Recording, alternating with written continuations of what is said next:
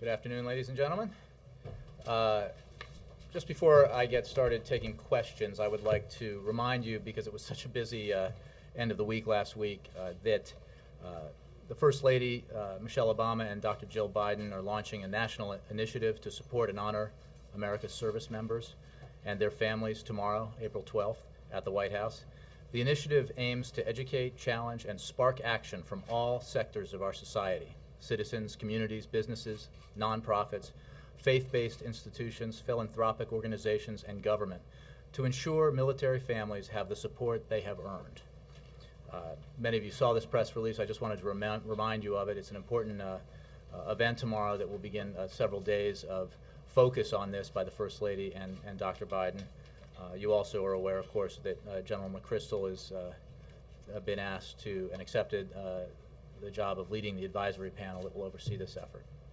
With that, I will start with your questions. Ben. Thanks, Jay. A couple questions on the spending debate.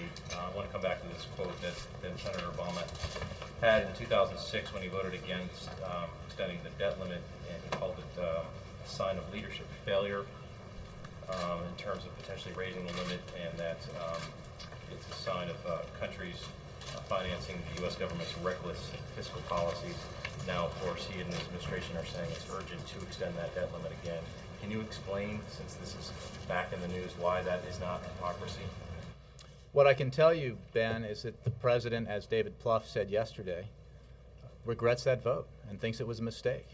He realizes now that raising the debt ceiling is so important to the health of this economy and the global economy that it is not a vote that even when you are protesting an administration's policies, you can play around with. And you need to take very seriously the need to raise the debt limit so that the full faith and credit of the United States government is maintained around the globe. The consequences, as Secretary Geithner and many others, including the Speaker of the House, Senate Minority Leader, Congressman Ryan, have pointed out, the consequences of failing to raise the debt ceiling would be Armageddon-like in terms of the economy, on the impact on interest rates, on job creation, on growth would be devastating.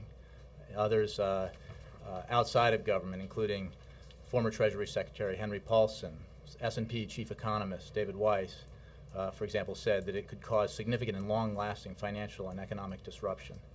J.P. Morgan Chase had Jamie Dimon said, quote, "If anyone wants to push that button," i.e. fail to raise the debt ceiling, which I think would be catastrophic and unpredictable, I think they're crazy.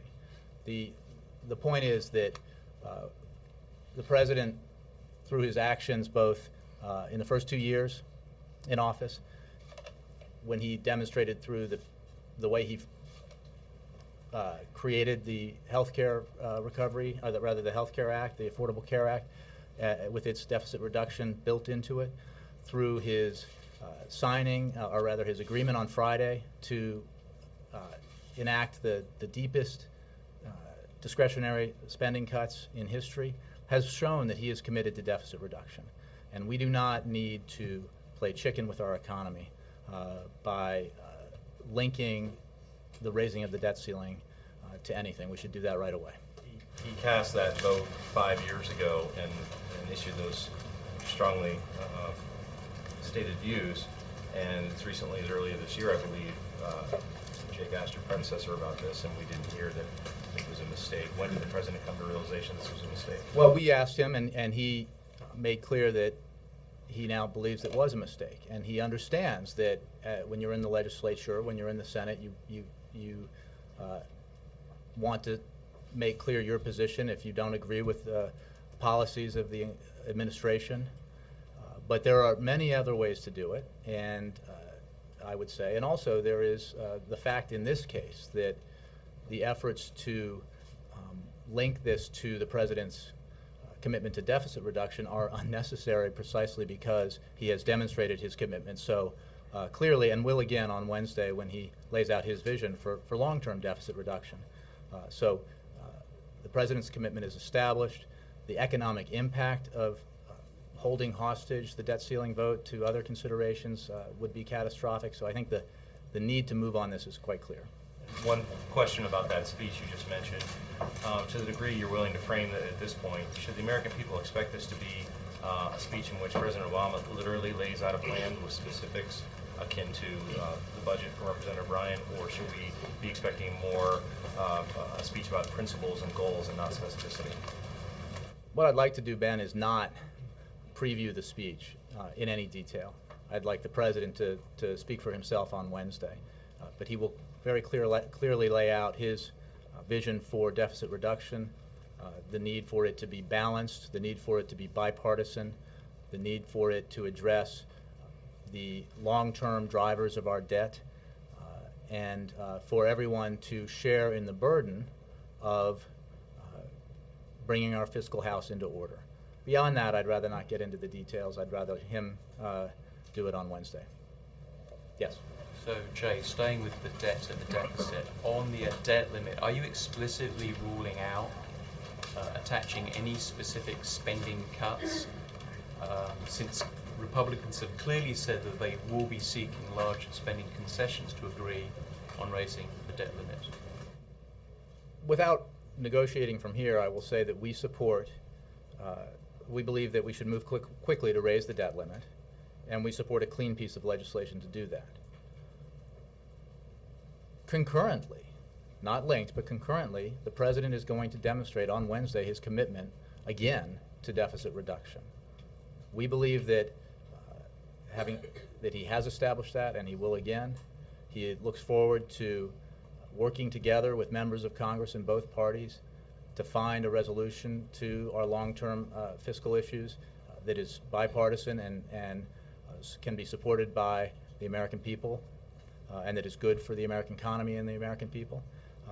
And he believes separately we should raise the debt limit so that all the good work that has been done to move this economy forward, to create an atmosphere now where we are growing regularly now, quarter by quarter, where we are creating jobs month by month, that all that progress is not put into jeopardy, because that is what would happen if we were not to raise the debt ceiling. So specifically on the strategy, would you envisage a bipartisan process? You have the Gang of Six out there. Well, the President has said, as he noted in his State of the Union and has noted since, that there has been a lot of good work on the issue.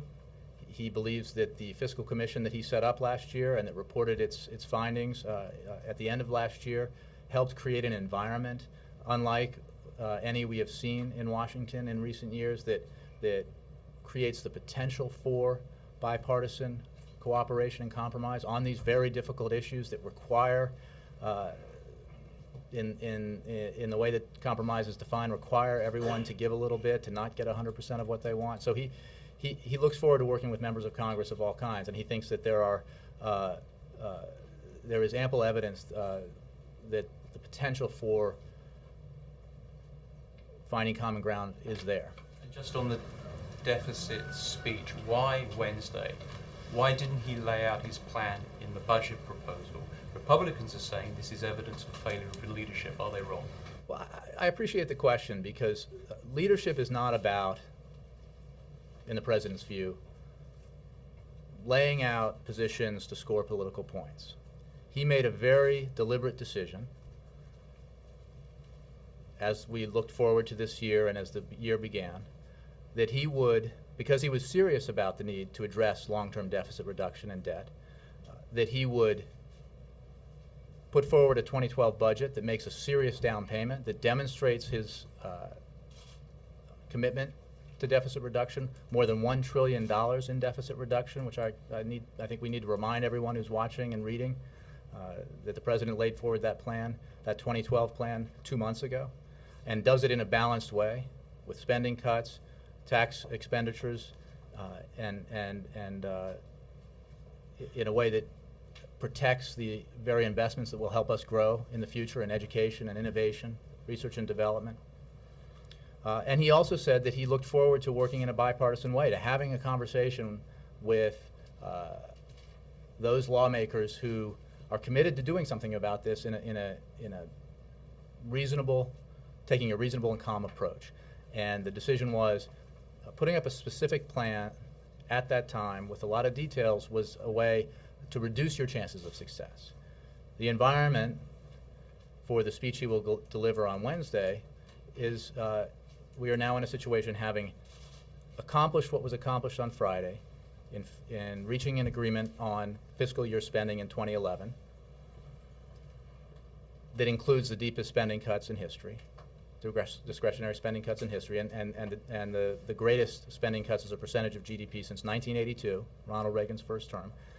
We have an environment now, having dealt with last year's business, we can move forward and tackle some of these long-term issues. But the 2012 budget that he put forward is very much a down payment on that. It's very much a blueprint for the kind of balanced approach he believes needs to be taken. Yes, Jay. Speaker Boehner says there's not a chance, to quote him, not a chance the debt ceiling will be raised without significant spending cuts attached to it. So your position that you want it to be clean seems to be a non-starter on Capitol Hill. Well, I will remind you of something that the Speaker said earlier this year, quote, "If we were to fail to increase the debt limit, we would send our economy into a tailspin." He also said, quote, "Financial disaster not only for our country, but for the worldwide economy. You can't create jobs if you default on the federal debt." We could not have said it better. That is a vivid description of why this is such an important vote and why you cannot hold it hostage to something else. Again, the President's commitment to deficit reduction has been established, was established on Friday, was established in his 2012 budget proposal, was established in the midst of the worst recession since the Great Depression, in the way he drew up and worked with Congress to pass the Affordable Care Act, which it's important to remember. When we're talking about the drivers of a long-term debt, we're talking in many ways, at least in sizable measure, healthcare spending. And that measure, as scored by independent economists, reduces the deficit by $200 billion in 10 years and more than $1 trillion over 20. Again, demonstrating the seriousness with which he takes the need to address the deficit and the long-term debt. So, spending cuts that you're heralding are the biggest spending cuts since the Reagan years. That won't even pay for what we're borrowing this month. I agree that the reality of our 1 year or 6 month now continuing resolution is that it is but a portion of the problem and a small slice. That's an argument that we were making for a long time in urging Congress to get done with that work. What it does do is demonstrate a commitment to spending reduction, spending cuts, and a commitment to making tough choices that are not the kinds of choices in an ideal world the President would want to make or the Democrats would want to make. But it shows his willingness to compromise and find common ground, that it can be done. If we all work together, we're all reasonable, and we're all willing to retain our principles, retain our priorities, but be willing to negotiate on the issues in a way that allows us to reach an agreement. But just for the government to continue functioning until the end of next year, the debt ceiling will need to be raised about $1.9 trillion. And you're heralding $38.5 billion, or let's make it $78.5 billion. Either way, what you're talking about as representing a commitment by the President is a drop of water in an ocean. It's nothing.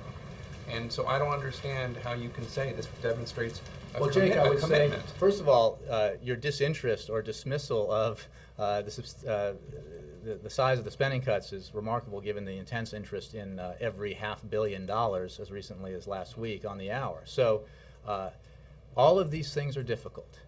And what was established on Friday was that if the leaders stay focused on the need to do what's right for the American economy and what's right for the American people, they can reach an agreement that is good for the American economy and good for the American people.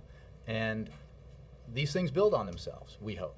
We believe that the bipartisan tax cut that the President signed into law in December, which no one in this room, I dare say, would have predicted in the wake of the midterm elections as a possible outcome, was A, laid a predicate for that kind of bipartisan cooperation that we need in divided government, and B, had a great deal and has had a great deal of positive impact on the economy. Economists, independent from the White House, independent from Congress, will tell you that it has added significantly to our growth so far. So that lays a predicate. the agreement that we reached on Friday, that the President reached on Friday, later predicate. All of this stuff is hard. All of these negotiations will be difficult. But what I think the American people should take away from what they've seen happen in recent days is that there is reason to hope that we can work together and get the work done that the American people expect us to get done. Just one last thing. Does the White House have any comment on the latest from Libya, the negotiations with the African Union and Colonel Gaddafi, and then also the latest from the Ivory Coast in terms of Gbagbo being imprisoned? I don't know if you have comments on either one of those. Well, we are glad to see that Mr. Gbagbo has been arrested because, as you know, we have made clear that he was no longer the legitimate president of the country, that the elections that displaced him were free and fair, and we have supported the efforts of those who would bring him, convince him to remove himself from power. And we have been very involved in the effort at the international community level to help make that happen. So we welcome that development. And on Syria, I would say that, Libya. I'm sorry, But on feel free Libya, to I add can Syria also, too. if you ask me about you can tell that this is, the unrest in the region is broad, right? But in Libya, our response to the quote-unquote ceasefire is that what matters here are actions and not words. And Colonel Gaddafi and his forces, his regime, know full well what they need to do. They need to stop menacing the citizens of Libya. They need to pull back from the cities. They need to garrison themselves, the forces, and then that would be a good development. But we are in no way pausing. We are in no way letting up. The implementation in every aspect of United Nations Security Council Resolution 1973 continues and will continue as long as necessary. And we continue to pursue our diplomatic and economic measures to tighten the noose around Gaddafi and those members of his regime who continue to try to cling to power in order to achieve the result of having him step down from power so that the Libyan people can decide their future and pick a government and leaders who will respond to their aspirations. Yes? When you talk about the drivers of the nation's debt, David on the talk shows yesterday said, well, Social Security is not one of them right now, not driving up the numbers. The president is open to having that being part of the discussion. When the fight's already going to be hard enough in getting something moving, why add a hot button issue like Social Security to the discussion? Why add it into the mix if the fight's already going to be hard enough without this element? Well, I think what Mr. Plouffe said was that the president has, for a long time, and certainly in his State of the Union speech, made clear that A, we do not believe that Social Security is driving our deficit problems in the near and medium term, but he also welcomes efforts to further strengthen Social Security for the long term. That's the president's position, and that's the position that David Plouffe was echoing yesterday on the Sunday shows. And on Congressman Ryan's plan, I know last week, when asked about it, we kind of said, let's get past 2011 and then we can talk about 2012. So on the 2012 budget, are there any elements, is there any aspect that the president agrees with that he can agree to in the Ryan plan? Well, he agrees with the goal that we need to address our fiscal issues, the things that are driving and creating debt and driving our deficits. We strongly disagree with the lack of balance in Congressman Ryan's approach. It simply, we believe, is not appropriate, and it would not be supported by the American people to have a fiscal plan that relies on dramatic restructuring, reform, and of the kind of programs that provide security and health security to the seniors and to poor people and to disabled people. And at the same time gives enormous tax relief, tax cuts to the wealthiest Americans. We understand that people will come to the table with different views, but the president believes that we have to have balance. We have to, and that we have to be sure that we protect the most vulnerable in this nation as we approach this problem. And the plan that Congressman Ryan laid out does not do that, fails the test of reaching that balance. And while we're not getting into the details, Medicare and Medicaid are on the table in part of the discussion. Our polling shows that any kind of cut to Medicare and Medicaid is overwhelming. They're overwhelmingly against it. Americans are. Forget about convincing Congress. How does the president convince the American people it's worth taking on? Kate, I'm not going to get into specifics about the vision the president will lay out on Wednesday. What I can say is the president understands very well that health care spending is a major driver of our deficit and debt problem.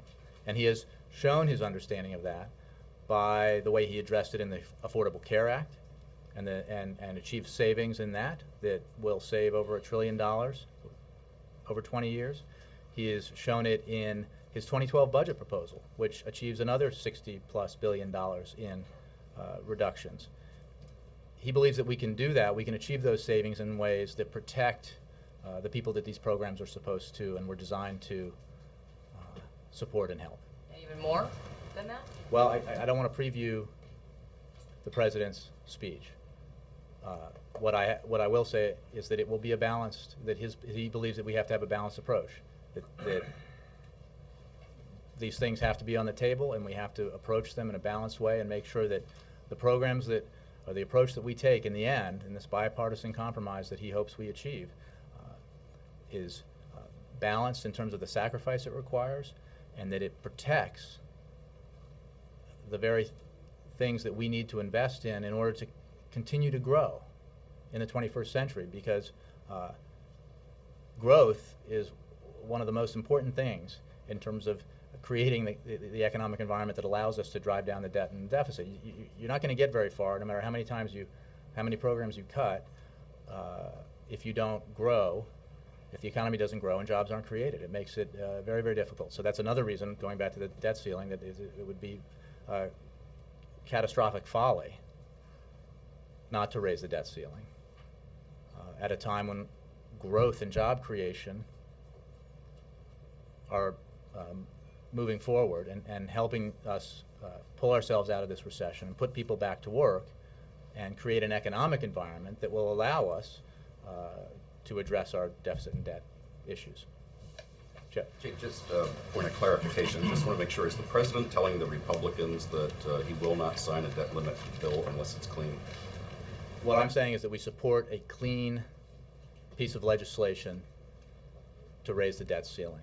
What I won't do from here is pretend that you're John Boehner and I'm the president and hash it out. But our position is clear for all the reasons that I've laid out, that Speaker Boehner has laid out, Congressman Ryan has laid out, economists and others have laid out, that we cannot play chicken with the economy in this way. It's just too darn risky. It is not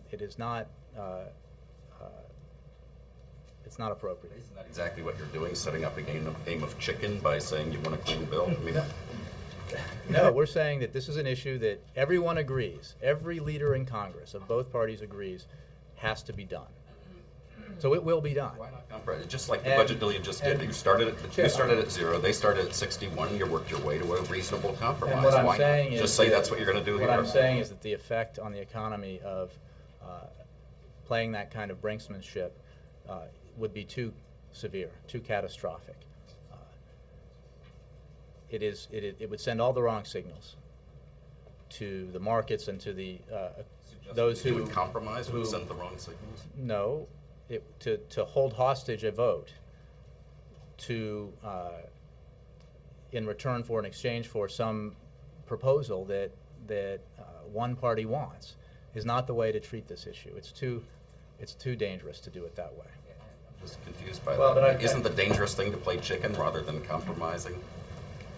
Yes, and the danger. No, we're saying I'm citing, and we can do this 4 or 5 times, but I think your colleagues would probably get a little disappointed if we did that, especially since I've done it already. But the dangerous thing would be to hold hostage the simple raising of the debt limit, which everyone agrees has to be done, regardless.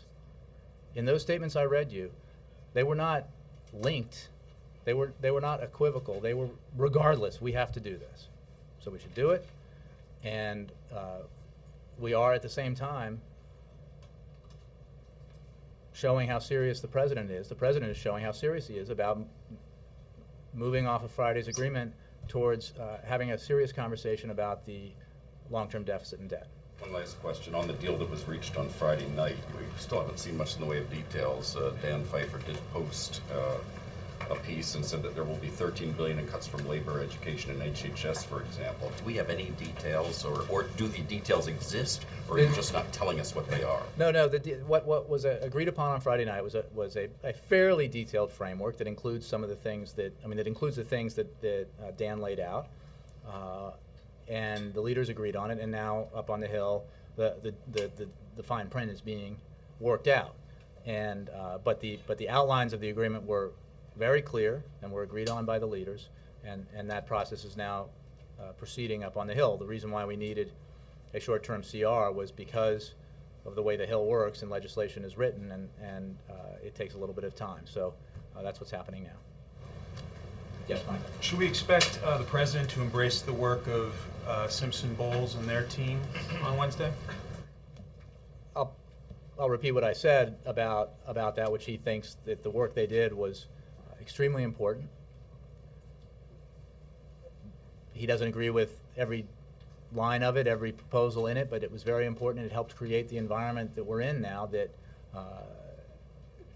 in which we find Republicans and Democrats who are serious, willing to address this issue in a serious way, which starts with an understanding that you cannot do this unless you do it in a balanced way. The Fiscal Commission showed that you need to look at entitlements, you need to look at tax expenditures, you need to look at military spending, you need to look at all of these issues. You can't simply slash entitlements, lower taxes, and call that a fair deal. So while he doesn't agree with every line of it, he thinks it was important work, and helped create the ground that we stand on now, that leads him to be optimistic that if we're all serious, if the leaders are all serious as we move forward, that we can actually get something substantial accomplished for the American people. Senator Reid the other night said that he will not support tinkering with Social Security. He doesn't believe it's an emergency. Does that say to the White House that Social Security, as part of a debt deficit plan, may be a non-starter in the Senate? Well, Mike, I'm not going to preview what the president will say on Wednesday, except to make note, as I did earlier, that what the president has said is that he also believes that Social Security is not the issue when it comes to our short and medium-term deficit problems. But he also does and would look at ways of strengthening Social Security to ensuring that it provides needed benefits to recipients going forward. But I'm not going to preview what he's going to say on Wednesday. Chuck. Jay, is the goal of this, when you guys make this ask to raise the debt ceiling, the last ask you make, are you going to ask for it to be raised big enough to the point where you get to the year where in your budget you get to primary balance, which I think is 2017, which is a zero deficit, running zero yearly deficit? Mm-hmm. Is that the goal with this debt ceiling vote, to get to that so it's the last one you ask for? Chuck, that's a good question. I confess I do not know specifically what the Secretary of Treasury has, as early as last January, spelled out our position on this, and I'm sure Treasury would be a better place to go for the answer to that question. And going back to Chip's question, I mean, you guys do make, when you want to issue a veto threat, you make it known. Mm-hmm. So if you have not issued one, isn't it fair for us to realize you have not issued a veto threat of what? Of a non-clean debt ceiling extension? I'm not aware of a piece of legislation that we need to issue a veto threat on. We are making clear what our position is, and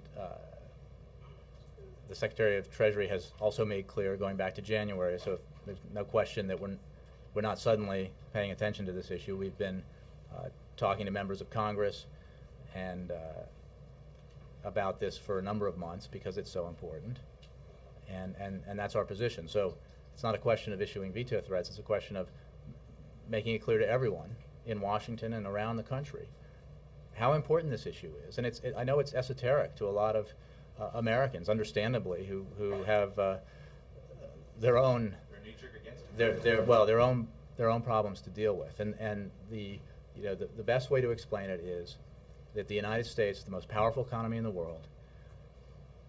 It needs to be credit worthy. The impact of anything that it would do, that the Congress would do, that suggested the United States was not credit worthy, would be calamitous. And I think that's something that I think Americans can understand. It's not, it can be framed in a way that sounds bad politically, but the reality is the United States is the largest economy in the world. It is looked to around the globe as the anchor of the world economy, and must establish through this vote its credit worthiness. Is it fair, there were a lot of Republicans over the last few months on this issue of the debt ceiling. They said, look, we'll consider if the president will talk, get serious about entitlement reform. Is it fair to say Wednesday's speech is an attempt to, because you said it's not reactive, but it's concurrent, but is it fair to say that you hope Wednesday's speech, that those members who called for the president to get more serious on entitlement reform, that they view the speech as, okay, he gave his way, we'll give you the debt ceiling? Well, I don't want to project upon members of Congress what action they will take after hearing the president speak. But I will say the speech will, once again, demonstrate the president's seriousness about deficit reduction. And he hopes that it will signal to members of Congress in both parties that he wants to work with them in a bipartisan way to address these issues that are important, that affect our capacity to dominate economically in the 21st century the way we did in the 20th, to win the future. And part of winning the future is making sure that we have our fiscal house in order. And he looks forward to working with Republicans and Democrats to do that. Any regrets that you're allowing, you basically, through Washington, D.C.'s government and the residents, use them as a negotiating tool and during these last-minute talks saying, okay, you can let the budget restrict this or restrict that, and Well, demonstrate once again to the residents of Washington, D.C. that they do not have self-rule? Well, Chuck, I would just say that the president made clear the lines he would not cross in the CR negotiations. And one line he would But not not, the District of well, Columbia. one line he would not cross, which has been made amply clear, I think, in some of the reporting on the negotiations, was the insistence, the repetitive insistence by the Republicans that a measure be included that defunded a program that gives family planning services and women's health services to poor people across the country. Why is it He okay would to not. restrict it He in would not. Washington, D.C.? He also has said from the beginning that we have to make tough choices, and he has to agree to things that he doesn't in an ideal world would not want to agree to. That's the nature of compromise. You don't get everything you want, but if you know what you're about and you know what your priorities are, you protect the very essential things that are so important to growing the economy and making sure we outcompete the rest of the world in the 21st century. Let me, before I get to you, Laura. Thanks. You said that the Republican budget, which cuts entitlements and lowers taxes, is not a balanced approach. By a corollary, is it also not a balanced approach to have a budget that increases taxes on the wealthy but does not reduce entitlement benefits? Again, I think that's an effort to try to get me to preview what the president's going to say, except I would say that balance includes shared sacrifice. And the president has made clear that by his actions, that he understands that health care is one of the major driving factors in our deficit and debt. He's shown he understands that by the deficit reduction he has already put into place. It says a lot about the environment that we work and live in, and the tumult we've been through in the past several years, that the fact that this president signed into law a bill that reduces the deficit via health care savings by over $1 trillion doesn't get acknowledged as often as it should for its deficit reduction. But he continues to show in his 2012 budget proposal that savings in healthcare are essential to any balanced approach. Additional savings. Savings in healthcare are essential to any balanced approach. You're asking me to say something specific about what the president's going to say on Wednesday, which I'm not going to do. I think savings in healthcare are essential to any balanced approach is pretty clear. Also, just returning for a moment to the debt limit issue. Yesterday on Meet the Press, David Fluff said that he was talking about raising the debt limit. He said, we're going to have to raise the debt limit. Everybody has said this, so we're going to do it. But in that process, we should be able to reduce the deficit, was how he put it. And that was read by some as an openness to linking the two together. Was that a And he was misread? not linking the two. What he was making is the point that I've made, which is that the president's demonstration of his commitment to deficit reduction continues. It has been made already in the first 2 years he's been in office. It was demonstrated with his 2012 budget proposal, more than $1 trillion in deficit reduction. It was demonstrated again when he came to an agreement with Speaker Boehner and Senator Reid to cut discretionary spending more significantly than ever before, and will be demonstrated again amply on Wednesday when he gives a speech. Wednesday, as I said, early afternoon at George Washington University. Very delayed.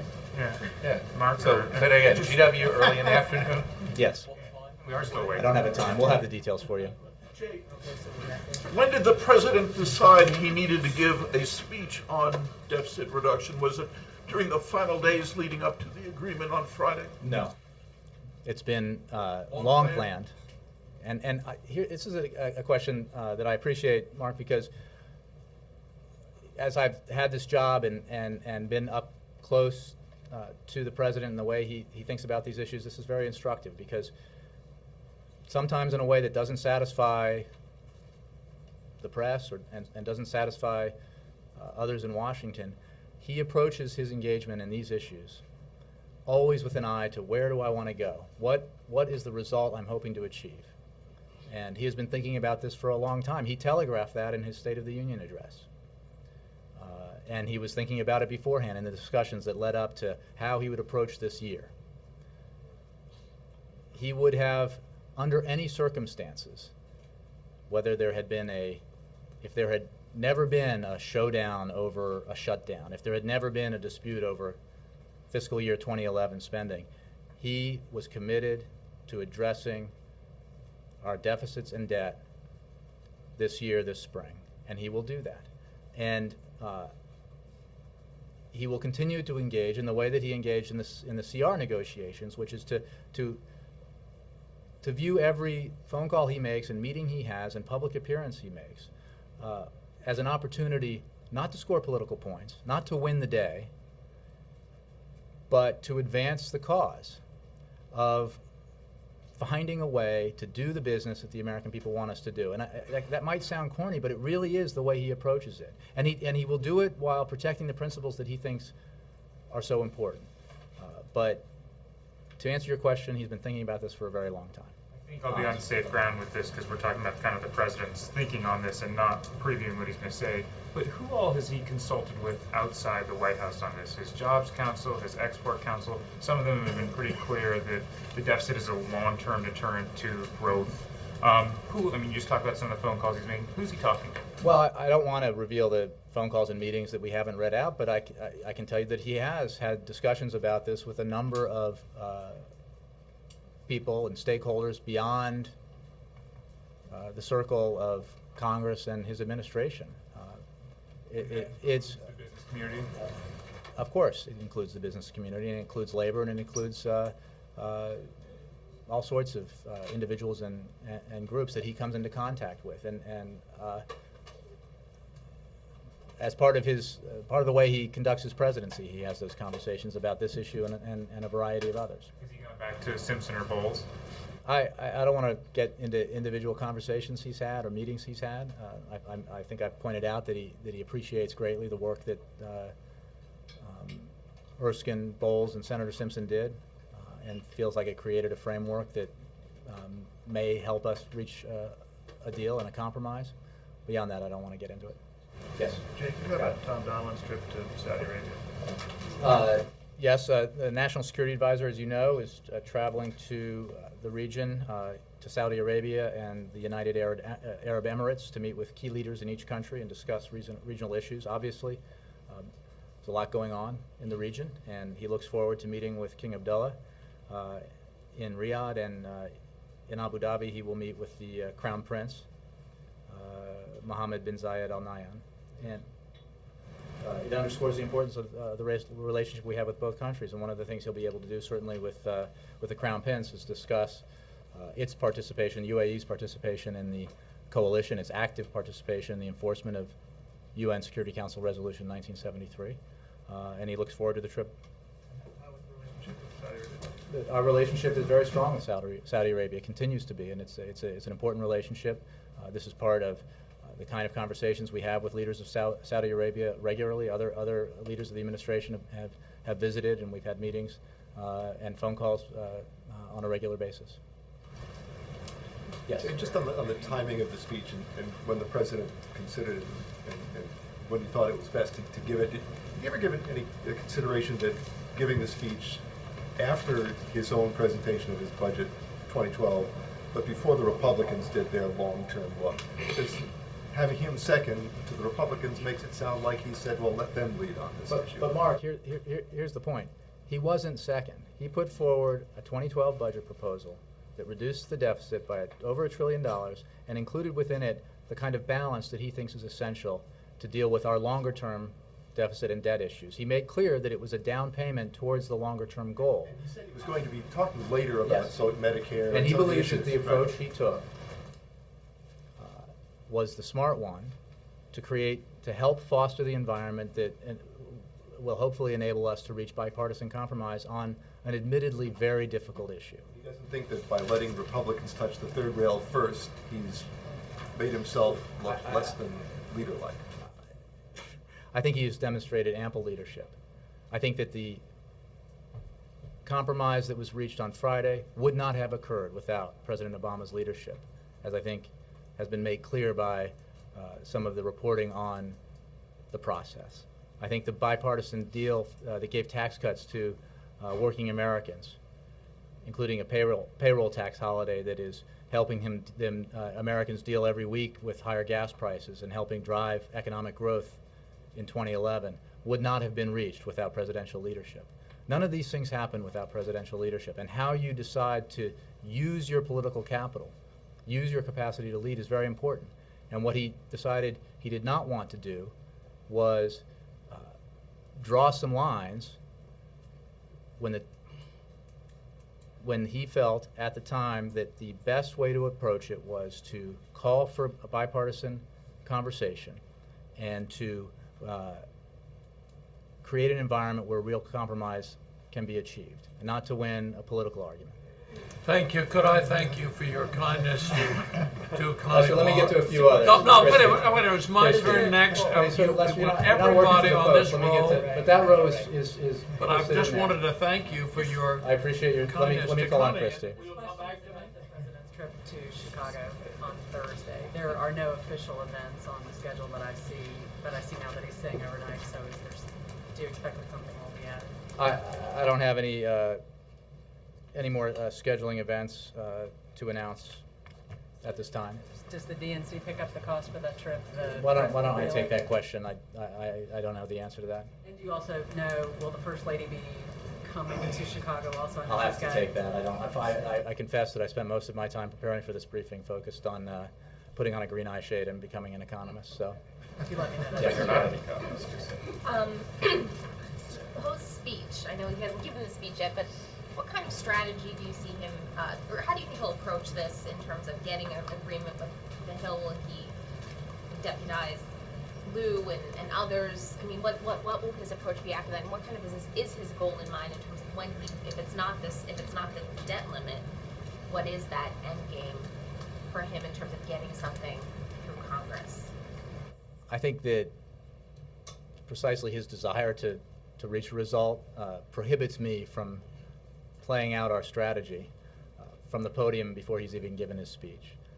He will speak to this on Wednesday, and obviously we will continue to fill in details in terms of how we're approaching it, and how we believe the process should work in the days going forward. April. Jay, two things. One, when has the president talked to Ban Ki-moon about the Ivory Coast? Did they talk about things leading up to the events today, or what? I'll have to get back to you. Maybe you could check with Tommy or Caitlin about conversations specifically with the UN Secretary General about the Ivory Coast. President is engaged on this virtually every day during this time, and has, you know, about the video that he taped and the calls we have made and the engagement we've had with the United Nations, which, by the way, you know, has a security presence in the Ivory Coast. So in terms of specific conversations with the Secretary General, you know, we'd have to get back to you on that. All right, and also on the budget, leading into everything that was happening Friday, Americans were very concerned. Americans were speaking out. They were very upset. They were scared about budget cuts. They were scared about losing jobs. They were scared about not being able to get their IRS checks, possibly, you know, if they mailed them. And then we saw Saturday the president reached out to America for about 10 minutes at the Lincoln Memorial, understanding there was a concern. Wednesday, what is the president going to promise Americans after all of this emotional mishmash over the budget? What is he going to promise America Wednesday at GW?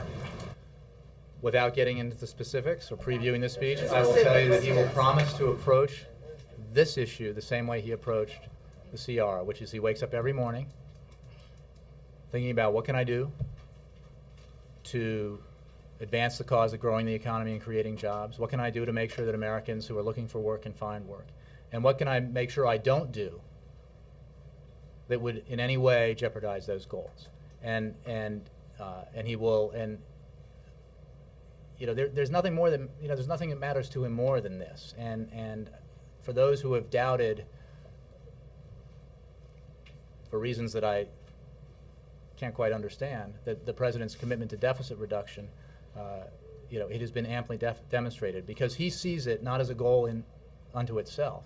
He sees it as part of his overall vision for growing the economy and making sure that you know, America in the 21st century is as great and as strong and prosperous and fair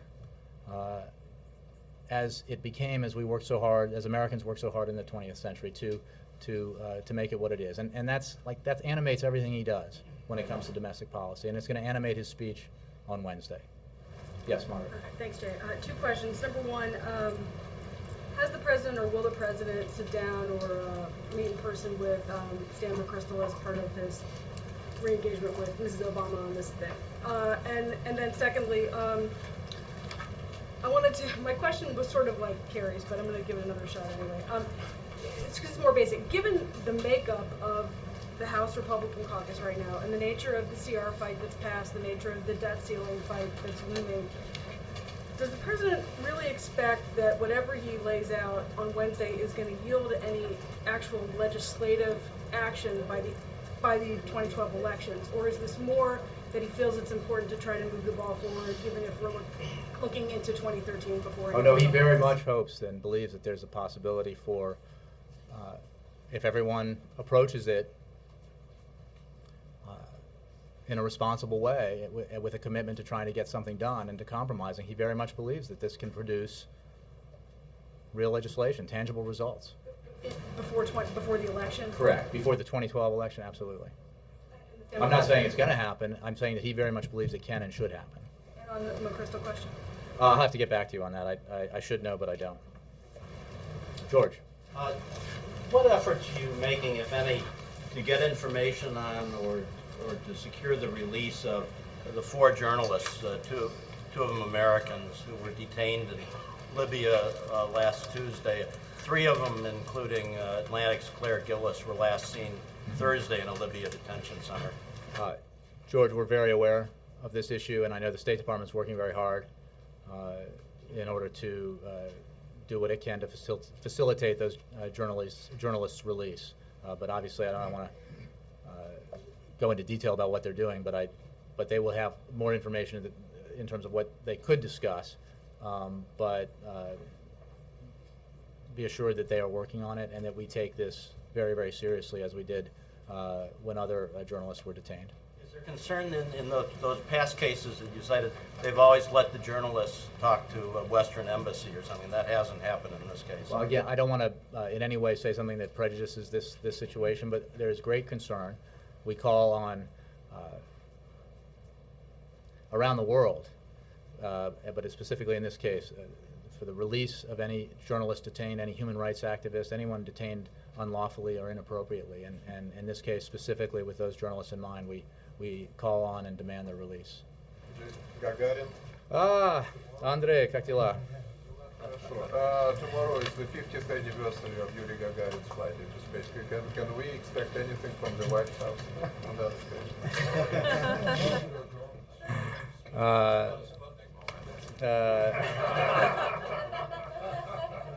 I wish I had the great one-liner in Russian or in English, but I don't.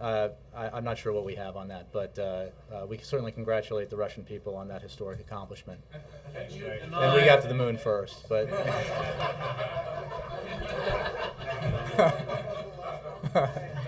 You have to check the transcript. No, it's really it's an amazing thing, and I know from having lived in Moscow that the way that Yuri Gagarin was revered for his tremendous accomplishment.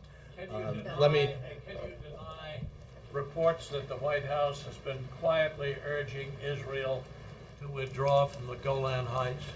Lester, I don't have anything for you except that we believe very firmly that the two states need that in order to achieve a two-state solution to this, where Israel and Palestinian people live together side by side, peacefully and securely, the two sides need to sit down and negotiate a compromise. Does the President That's all I have. approve? Thanks, Lester.